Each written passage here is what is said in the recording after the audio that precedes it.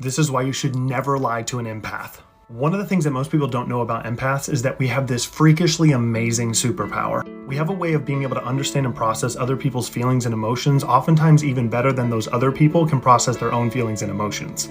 We study human behavior, often unconsciously, and we notice things that most people don't. We are also very aware of patterns, and we notice any disruption to these patterns. If we know you personally and have some type of relationship established, we already have created a baseline for how you typically act and speak.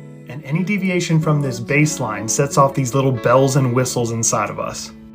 We can tell that something's off because we can feel it in some very weird, abstract, almost spiritual sense. It's kind of like we know there's something going on in another dimension, but we can't fully explain it. Yeah. So when people lie to us, there's immediately a deviation from their normal baseline. Again, we're not going through all this consciously in our head. This is happening on an unconscious level. It's just part of who we are. It's weird. I get it. Let me continue.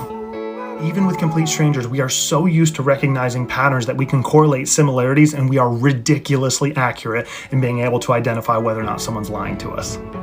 Your tone of voice, your speaking cadence, your posture, your facial expressions, your mood, we sense all of it.